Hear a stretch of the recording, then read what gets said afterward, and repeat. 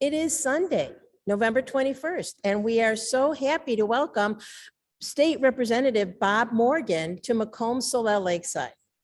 He's the Democratic member of the Illinois House of Representatives for the 58th District, which is ours. As an attorney, father, and advocate, Bob will fight for a balanced state budget to support human services and quality education. He will protect the rights of immigrants, women, seniors, and all the LGBTQ community and work to secure healthcare access for all. An attorney at the law firm of Much Shellist, Bob regularly navigates state government on behalf of local businesses and individuals. He has managed both the passage of legislation and the complexities of making government more efficient, skills he brings to Springfield while fighting for our community. Bob served as the lead healthcare attorney for the state of Illinois, where he was instrumental in securing, we're just letting somebody in here, healthcare for over 65,000 Illinois residents and ensured they were covered under ACA's Medicaid expansion. Okay, people, you have to be quiet in this one. Active in the local community, Bob is tireless advocate for those without a voice. He's an active member of the Anti-Defamation League, serves on the Board of Trustees of Equip for Equality. He serves as the chair of the West Deerfield Township Democrats, was a past Jewish outreach director for Hillary Clinton, and is involved at both Temple Bethel in Northbrook and Congregation BGBE in Deerfield. He holds a BA in political science from the University of Illinois, Champaign, and a JD from Northern Illinois University College of Law. He resides in Deerfield with his wife Sonia and 2 children, but most importantly, and when I know the speaker, this is what I end with, spent some time with me at Olin Sang Ruby Union Institute this summer, where his wife Sonia and his family is delightful. Sonia is an inclusion specialist. She is fantastic. I could say more, but I think we have to get to Bob. That was a terrific introduction. Thanks, Vanessa. And I really want to start with an apology that I'm not there with all of you in person. Vanessa got an outreach from me very, very recently, just today, where I just had a little bit of a sore throat. And given the world and the holidays coming up, I didn't want anybody potentially exposed. So my apologies that we're not together eating bagels and cream cheese and lox and coffee. I owe all of you an IOU of that. And I look forward to Vanessa holding me to be accountable for that. So it's great to see everybody. Thank you for having me. As Vanessa mentioned, this really was an outgrowth of a conversation that the two of us had with a group of about a dozen staff, clinical, rabbinic and other camp staff at Azrui this summer, where I spent about an hour discussing my role in the legislature, but we really focused it more on the aspects of me being Jewish and the role of the Illinois Jewish Legislative Caucus and what that even means and when that comes up and the issues that we face. So I'm going to try and cover that all. I really don't like to spend an entire time speaking at you. I really want to have a conversation. So I'm going to try and keep this. Vanessa, do we have an hour? Is that kind of what the goal is? So I'm going to try and keep this. We can always go a little bit over, not to worry about that.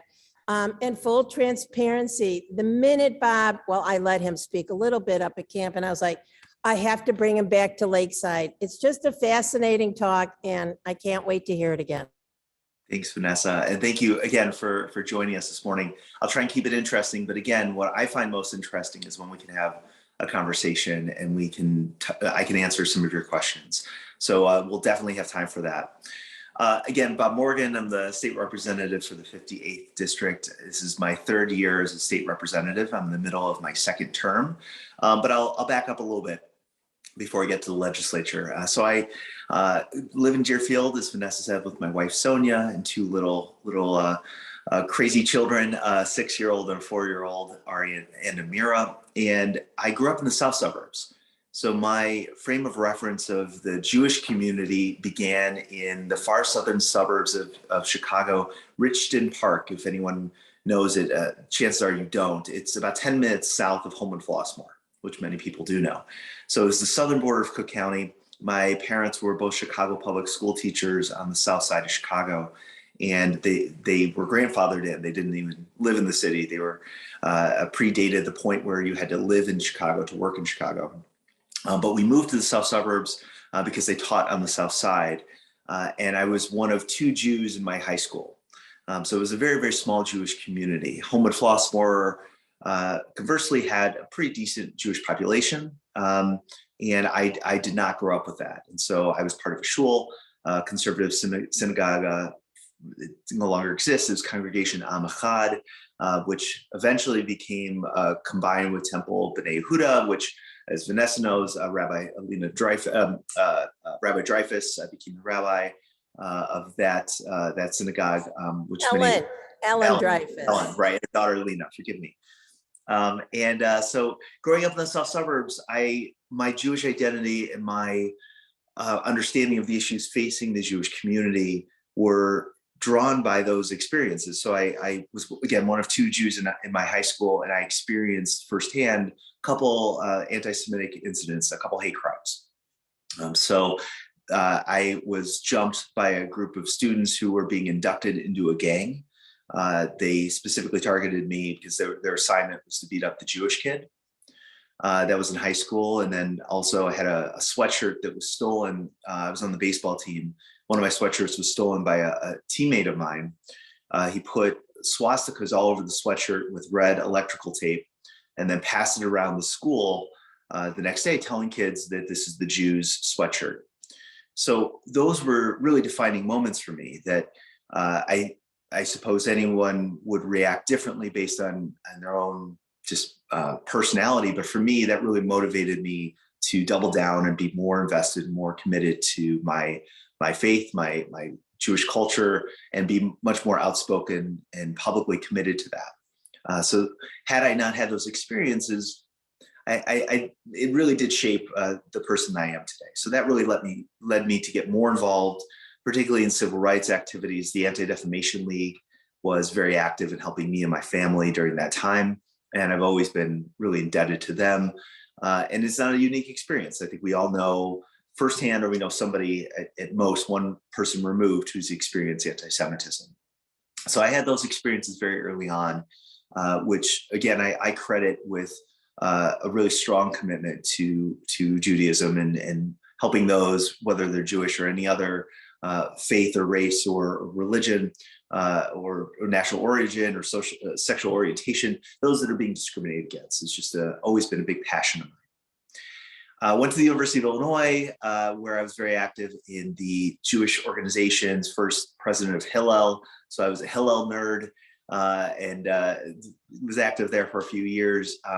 In a very fortuitous time, because this was 1999, 2000, at the beginning of the Intifada, second Intifada. So I went to Israel on the first round of birthright trips. Today, everyone is familiar with birthright, and really developed a very close connection to the state of Israel, and then came back to campus where there was a really, really large presence of anti-Israel protests and activities. For those of you who don't know, University of Illinois in Champaign is one of really 2 or 3 places in the country, college campuses, who have, for the last 20 plus years, have really been a lightning rod for Middle East, pro-Palestinian, pro-Israel forces. And the reason is because you have a very sizable Jewish population and a very sizable Arab population, the Muslim population on campus. And so it's just combustible and has been for a long time. So we'll get to that too. But that really helped define my experiences there as well, understand the challenges of being an outspoken supporter of the state of Israel. And even within the Jewish community, that those divisions have, of course, exacerbated over time. Went to college, went to law school, graduated, and got involved with the Anti-Defamation League on their board, and have been on the board ever since. Went on to work, as Vanessa mentioned, state of Illinois. I'm a healthcare lawyer. So my background's in healthcare, health law policy, and have been doing that ever since I graduated from law school, and was really lucky. For about 5.5 years, I worked in Illinois state government where, again, very fortuitous, I was the healthcare lawyer for former Governor Pat Quinn during the implementation of the Affordable Care Act. So focusing on expanding Medicaid coverage for those who don't have insurance, making sure we are expanding insurance protections for those that have pre-existing conditions, and all the different things that are so sacrosanct today in our healthcare industry. So it was a really great time to be involved at a bureaucratic level of really hard stuff. And one of the other really coincidental aspects of my job when I worked in the governor's office is I was the only Jewish person in the office. There were one or two others that were Jewish or had Jews in the family, but I became the Jewish community liaison for Governor Quinn, and that became a real learning experience for me about what the Illinois legislature and the state of Illinois does with regards to the Jewish community. Sometimes that is support for the state of Israel, as we eventually passed anti-BDS legislation in Illinois through the legislature. Sometimes that was just sending the governor and staffing the governor at a Hanukkah party and helping him, learn what the horror was, and making sure that no embarrassing photographs come out of him at a Orthodox synagogue, which was a very difficult job for me because they were all really bad photos of him because he's dancing and it's the horror. So that was a great experience. We also did some other things that were less noticed.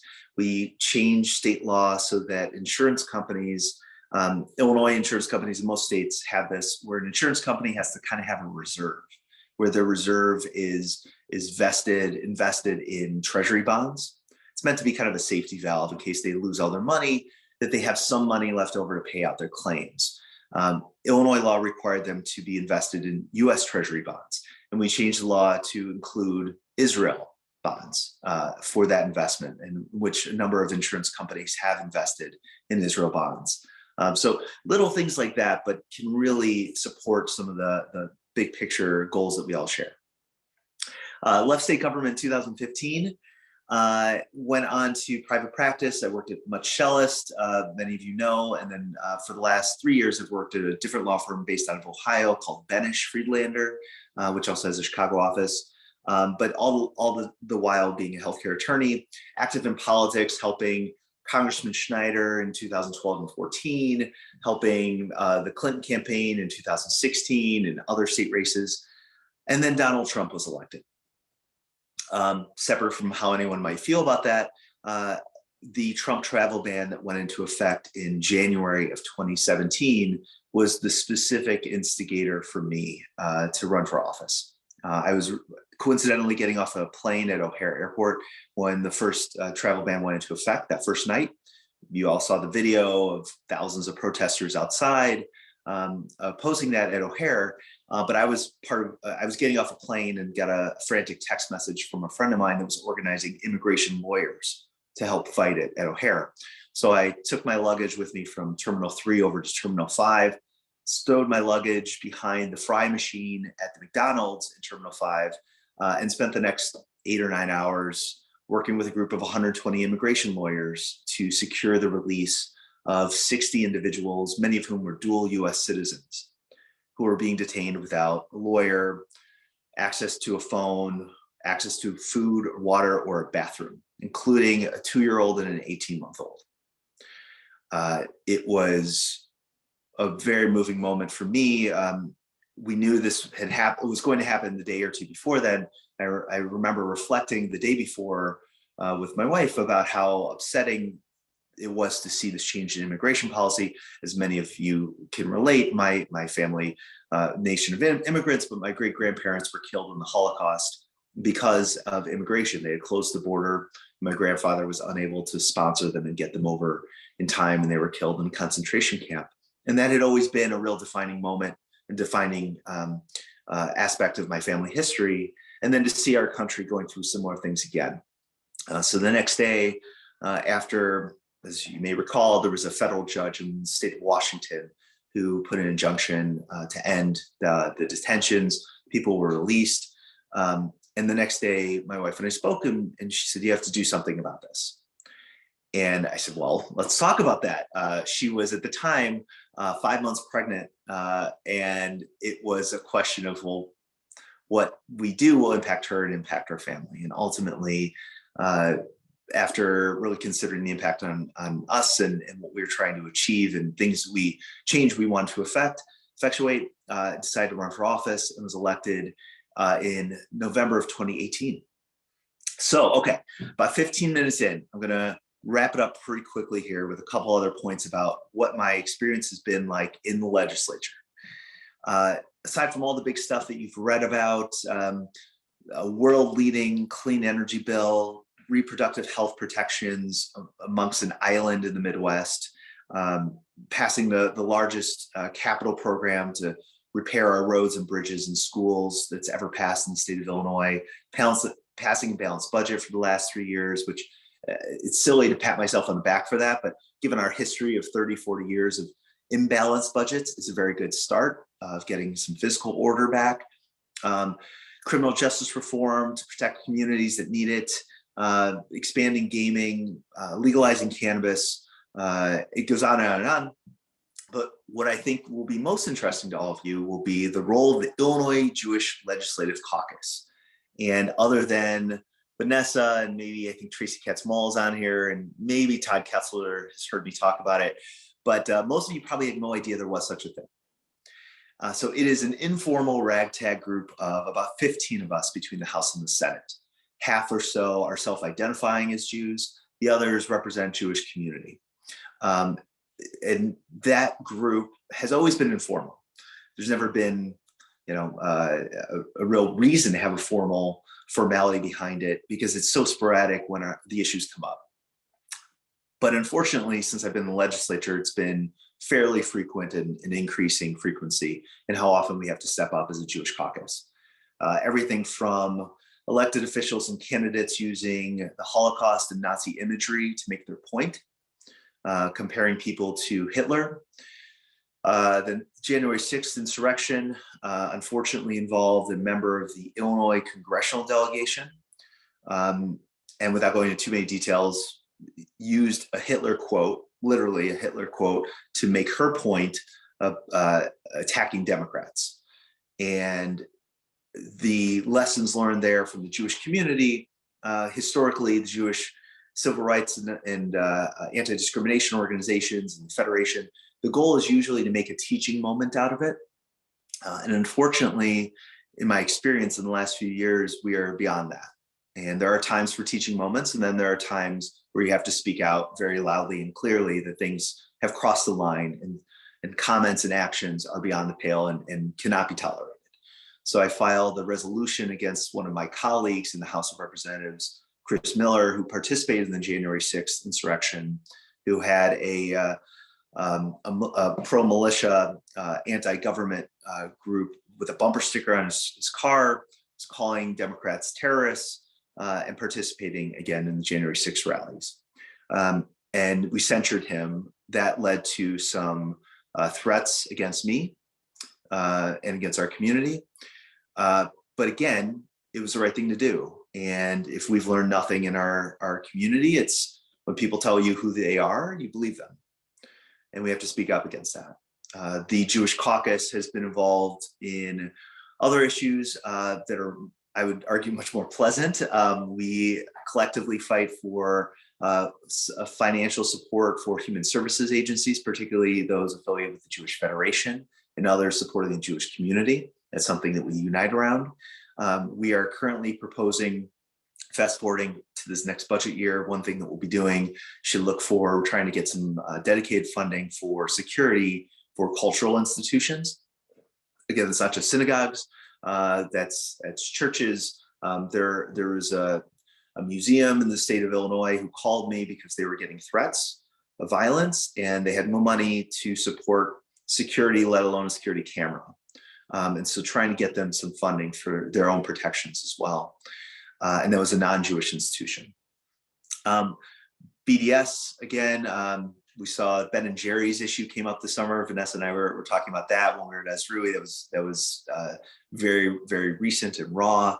And Illinois has taken initial steps to basically force Unilever, which owns Ben and Jerry's, to either disavow the comments from Ben and Jerry's or the state of Illinois investment systems will divest from Unilever. That is a complicated thing. We can get into that. There are conversations about the University of Illinois. Many of you have heard, and again, really tracking back to when I was a student, surely before then too, there have been anti-Semitic incidents and those who've been attacked for their expression of support of the state of Israel. But it has become much more institutionalized at the University of Illinois. And I don't mean the campus staff, I mean organizations like student government, which I was student body president 20 years ago at the University of Illinois. And so I feel a very direct relationship to them, though they've become a very, very loud mouthpiece as an organization in opposing Israel and treating Israel differently and passing resolutions that are very, very anti-Semitic, because they hold Israel to an unreasonable, unrealistic standard that no other country is held to, because it is the Jewish state of Israel. I think, Vanessa, that covers a lot of the things that we talked about. And I do want to just really pause there and just say thanks to everybody. And I want to open up for questions and have a conversation. I'm going to take my, that's us. So I can see everybody. My tech person, Rabbi Ike, is going to go get that.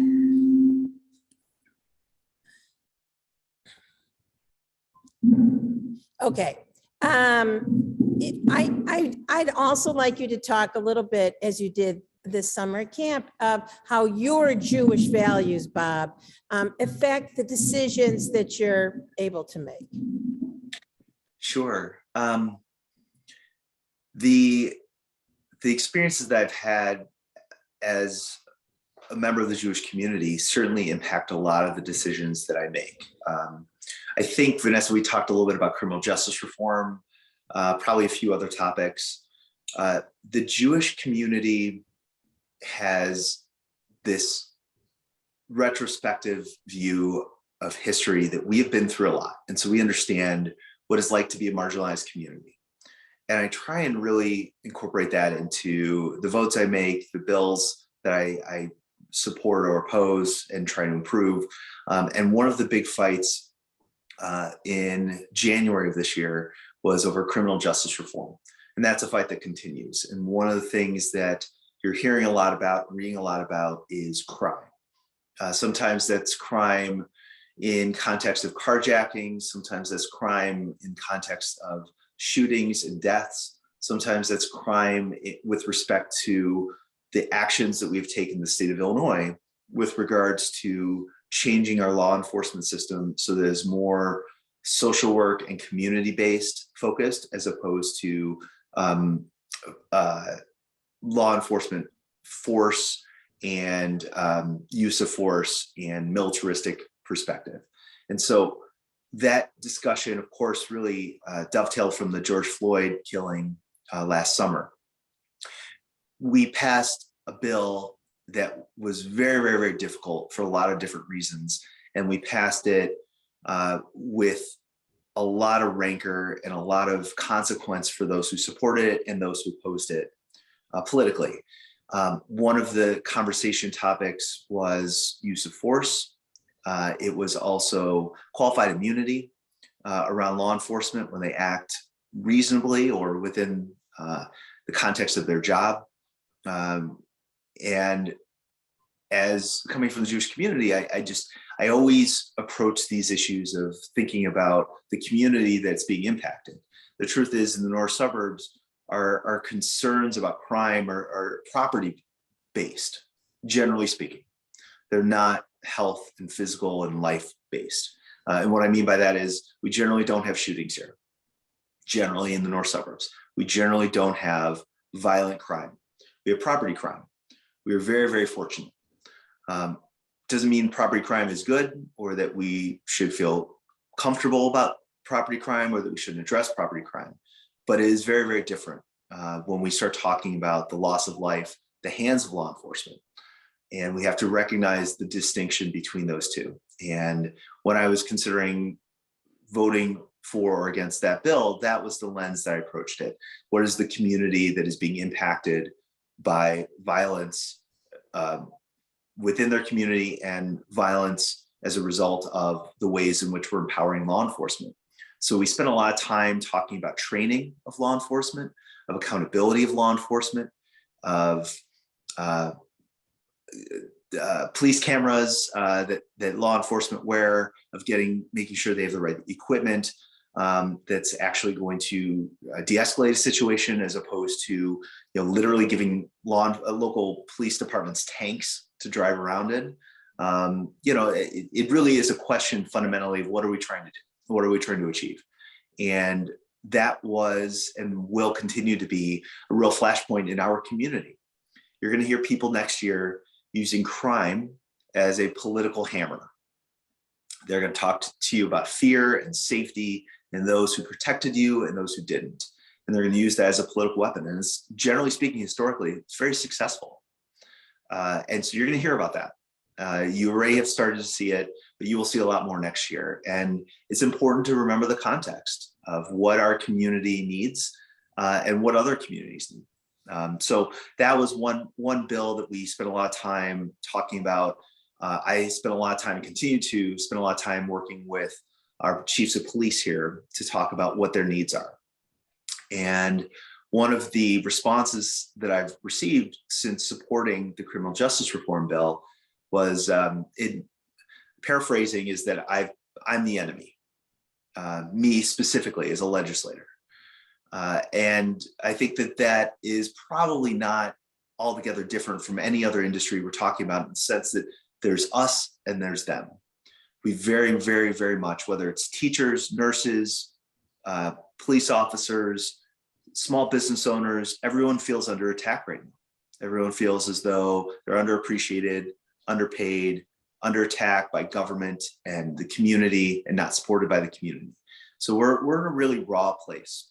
And so when I think about my interactions with law enforcement, I really see commonality with the same types of trauma I'm hearing from teachers, the same types of trauma I'm hearing from doctors and nurses, same type of trauma I'm hearing from young parents. I'm hearing it all the time. And, I try and incorporate I belong to BJBE, and, I consider in the spectrum, I fairly religious and thoughtful and spiritual. And I try and incorporate that into my decision-making at the legislative level, because we just don't have a lot of that. The legislative, it's very much in the House and the Senate, it's very much us and them. And we have a lot of work to do, but it really does transcend a lot of the decisions I make. So you talked about the polarity. 1 minute.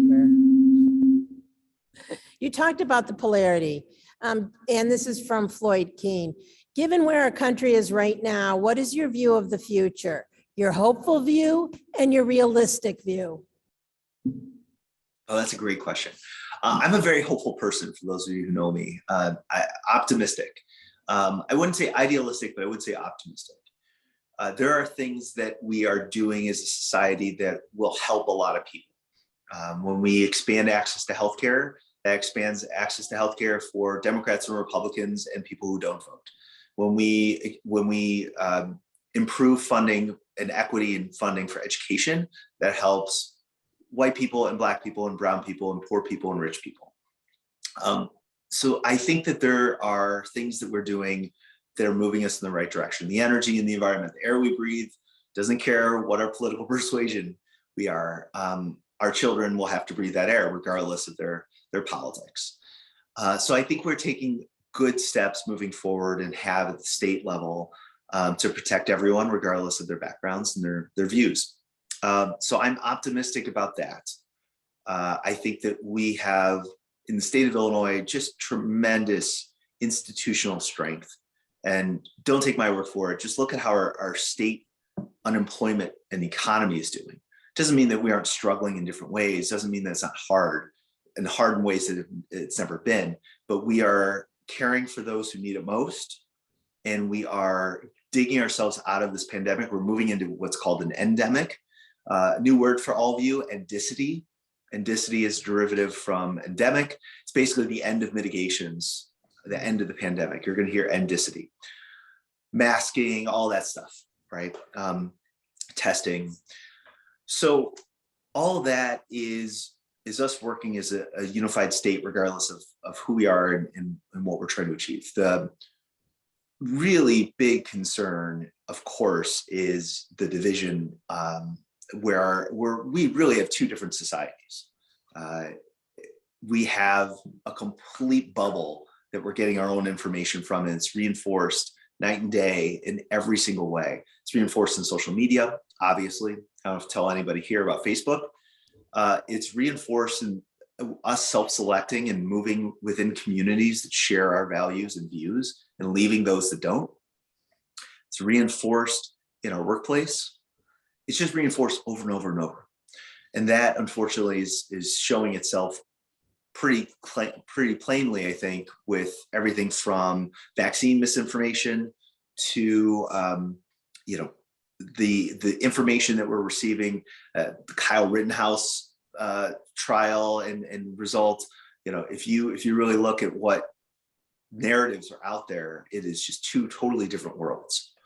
So I think we have a very serious information problem and communication and dialogue problem to have a united country. And it's just getting more and more frayed. So I'm very concerned about that.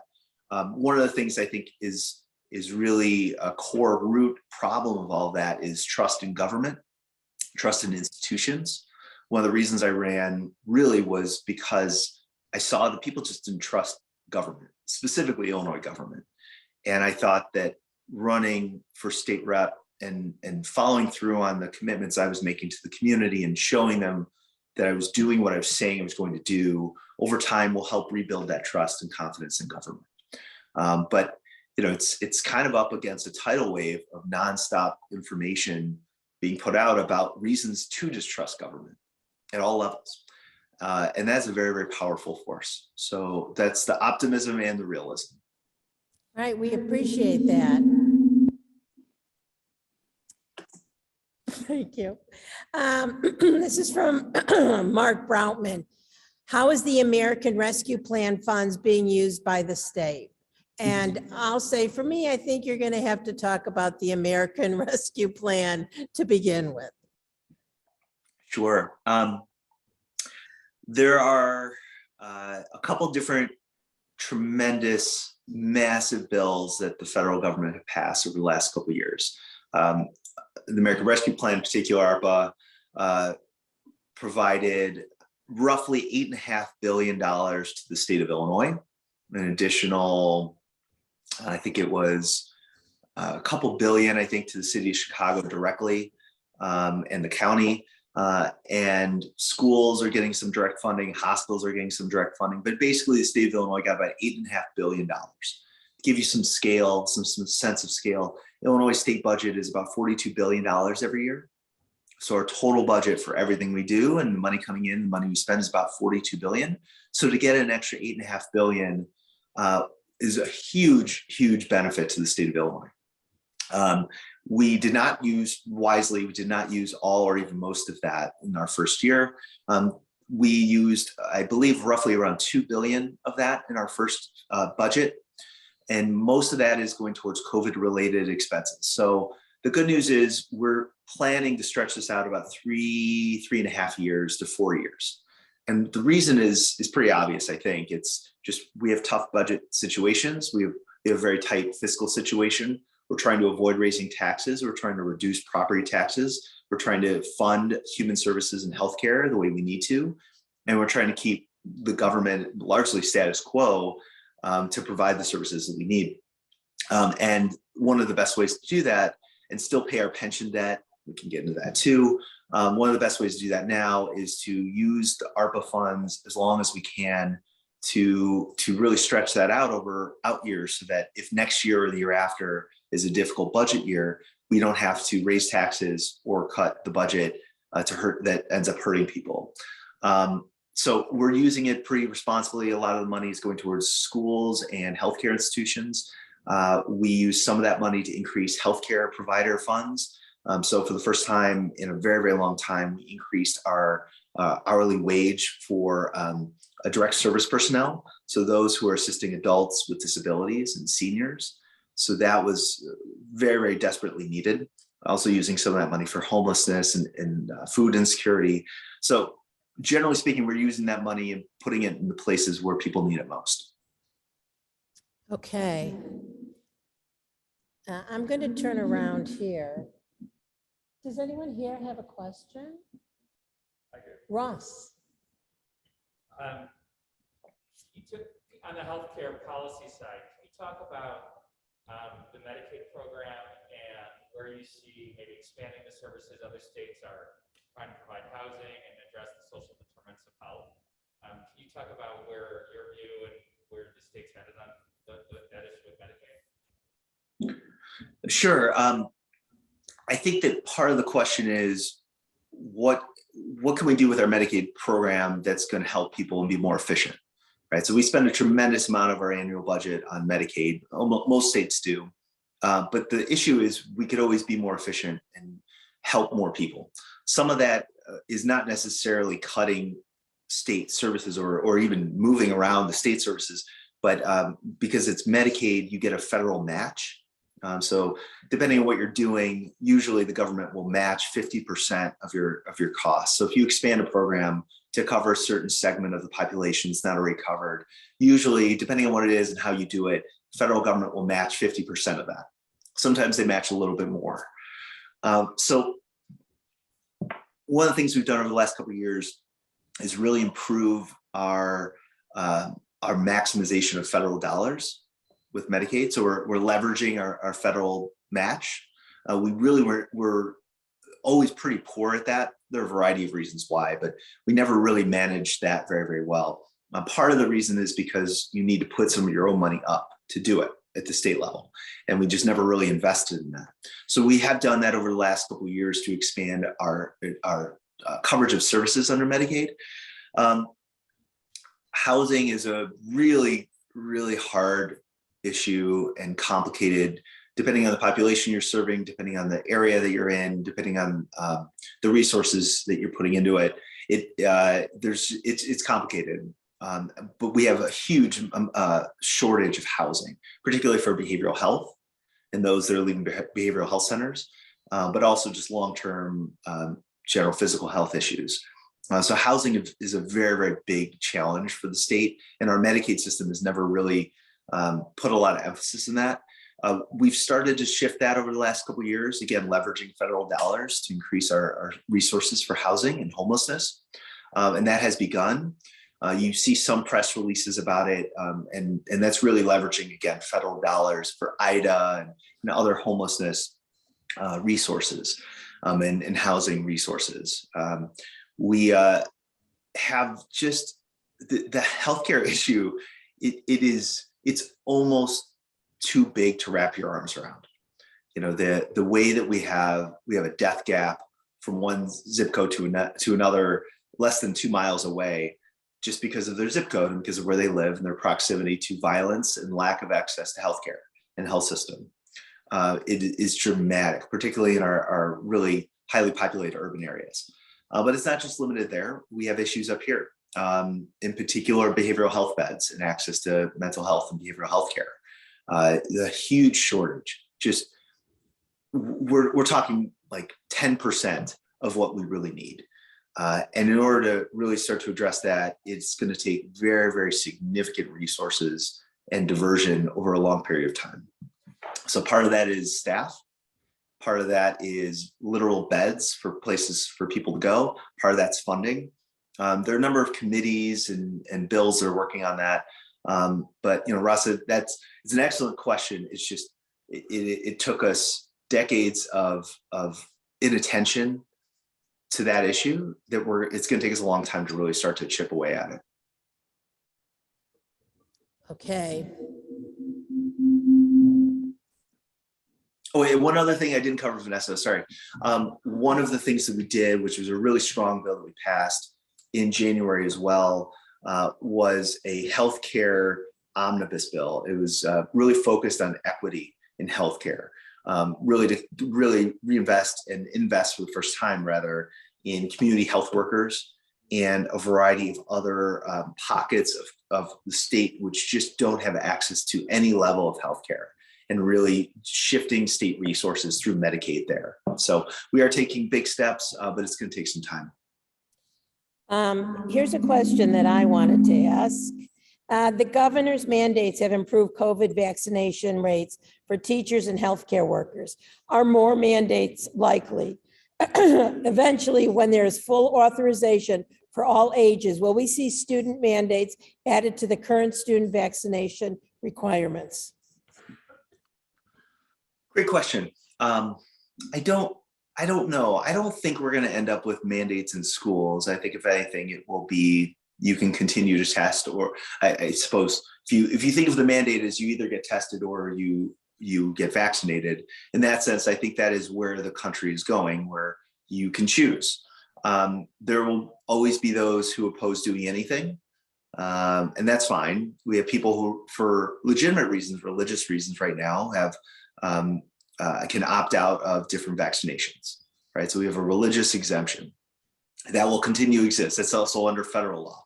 So that will continue to exist. But I do think we're very quickly moving in the corporate world, and probably, if I had to guess, and I swear to you, I'm guessing, in the school context, we're probably moving also towards get vaccinated or regularly test. It's the best way to keep everyone safe. This is from Alice. Please comment on what the legislature is doing to solve the pension funding issue. Great question. It's one that I've worked on since my time in state government. When I was an attorney in the governor's office, I worked on pension reform as well. One of the best things, in fact, the single best thing that we can do for our pension liability is pay the pension liability amount every year that we're supposed to pay. So it's kind of like Social Security, where you hear a lot about the unfunded liability. What that really means is 30 years from now, if everyone retires as planned, we don't have enough money to pay for all that. A lot of things are going to change in that time, good and bad, and no one really knows. People say Social Security is insolvent. They don't mean that you're out of money. They mean that they don't have enough money in the bank right now to cover the costs long term. So with pensions, a couple pieces of that. One, in 2010, starting with new employees in 2011, we changed our pension system to significantly reduce the pension benefits for new government employees. So starting in 2011, new government employees, you're talking state, teachers, their pension benefit is much less generous, and they have to work much longer. It's actually to a point where there's some legal questions, because it appears as though it's less generous than Social Security. It can't legally be less generous than Social Security. So you got some issues there. That's how far they went in extreme to really reduce the generosity. That doesn't change the most immediate issue. Every year we're paying about 20% of our budget into our pension liability. Again, just for comparison's sake, a lot of states are 2% and 3% and 4%. So 20% off the top every year is going to pay off pensions. So again, I'll reiterate what I said, which is the best thing we can do is pay into that liability. It's when we don't pay into that liability that got us into this problem in the first place. We didn't pay our annual fee, and that just built and built and built. And then 2008 and the 2009 crunch, and our pension investments were really poorly distributed, and it was just a perfect storm. And that's really how we got to be where we're at. So we have to pay our pension liability every year. One idea that I have, and I came up with almost 10 years ago now when I was still in the state, was to buy out the, you've heard of the COLA, the compounded cost of living adjustment, that early retirees get 3% increase every year, automatic. Believe it or not, at the time, that was looked at as a very conservative thing to do, because CPI inflation was much more like 7, 8, 9%. So the 3% at the time was looked at like a really big win. In retrospect, now we know that was a really bad idea to lock in. So one idea is to voluntarily offer a buyout of those COLAs. The reason you do that is because that COLA, that cost of living adjustment, directly impacts our payment this year. because it's the estimate of our long-term liability. So if you reduce our long-term liability, you reduce how much you pay in 2022. So my goal at that time, many years ago, was to borrow money cheap when we could. And right now we can borrow money a lot cheaper than normal and use that money to buy out a COLA. And that in exchange reduces how much we pay every year. So we started that pilot program a few years ago. After I left state government, they took my idea and ran with it, and it's working. It's reducing the amount of our liability much more than the cost of the borrowing. And so we're going to look to continue and expand that program. But beyond that, I mean, it's a huge problem. I want to be clear that that's beating around the edges. We've got $130 billion unfunded liability. $130 billion. And again, our annual budget total every year is $42 billion. So it took us many decades to get here, and it'll take us many decades to get out. Thank you.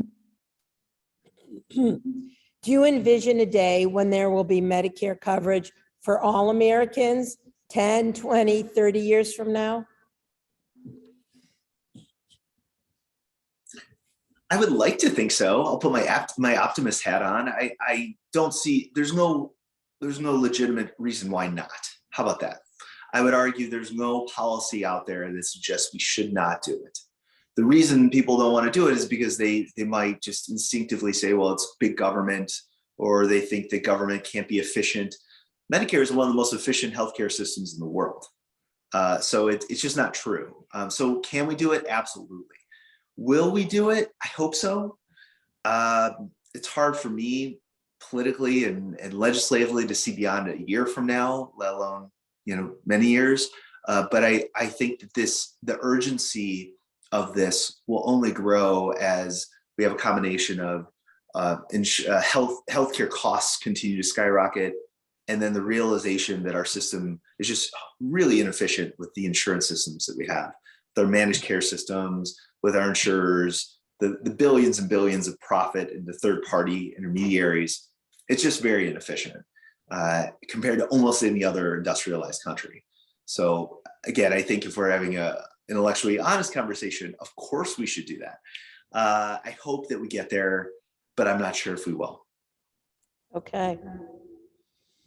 This is a question that I wish I had asked from Rhoda Pierce.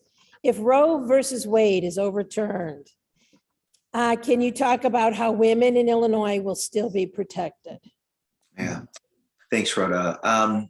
For those of you who don't know, Illinois has taken some very explicit and strong steps to protect reproductive health in the last 4 years in the state of Illinois. The first thing that we had was something called the trigger law.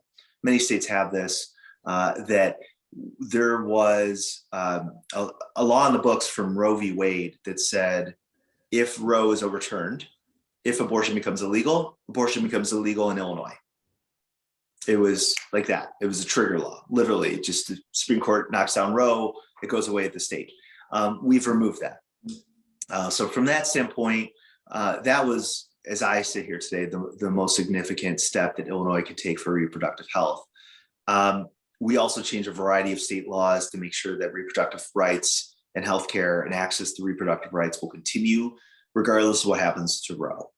But that's obviously only part of the answer, because we're on an island, but we're not in a vacuum.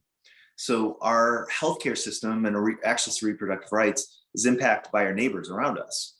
If you live in St. Louis and Missouri outlaws abortion in the next year, you're going to come across the border and go to Illinois in the case that you need it. We already have people that come to the state of Illinois because their home state has outlawed or made it virtually illegal to have abortion. And have access to reproductive rights. And that's, of course, just going to exacerbate, regardless of what happens with Roe. So the very, very short answer to a good question from Rhoda, Illinois has taken serious steps to make sure the reproductive rights will continue in Illinois, regardless of Roe. The rest of the country is a totally different conversation. Okay. Do any of the southern counties like Franklin back your views? Any views in particular or just general? That's the question. Well, it depends on the topic. So background checks with guns, right? So guns, incredibly hot topic. We all know why.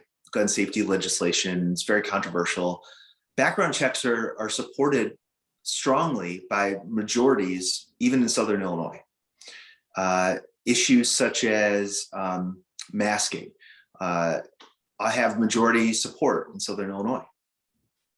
I know it's unpopular and it's easy for political points, but the mitigations broadly that Governor Pritzker have implemented are populated are supported by even 50% plus in Southern Illinois. On some of these issues is much more difficult, much more divisive. Vaccines, very, very divisive.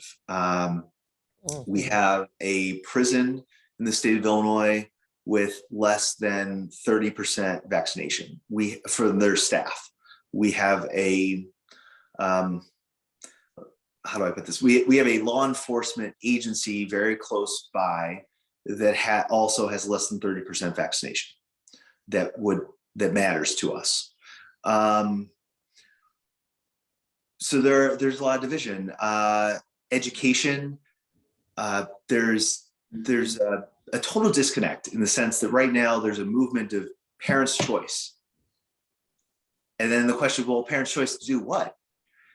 But once you have that conversation, you're explaining. So it's a very catchy thing to say, well, I want parents to have choice. I do too. But I also want our teachers teaching. And so that is there's division on those issues. I mean, if you go down the list, there's a lot of stuff. Okay, I'm going to just take a quick look for any other questions. Really, Bob, we can't thank you enough. Oh, wait a minute. Why has roads and bridges been neglected for so long that we need a massive infrastructure bill? Congress has neglected infrastructure for many years. Suddenly we need to get it, a fortune to catch up. Listen, I think we need the infrastructure. But what do you, Bob, what do you say? Yeah, no, the question is right though. You know, we have not invested on a regular basis. You know, the real answer is we need a major, massive infrastructure investment because we haven't invested in it. The question is why? It's difficult politically to get people together to pass that legislation in state or Congress. Most states are doing infrastructure every year. When you average it out roughly to what we just did in this state of Illinois bill, they do it every year. And we don't, we patch things.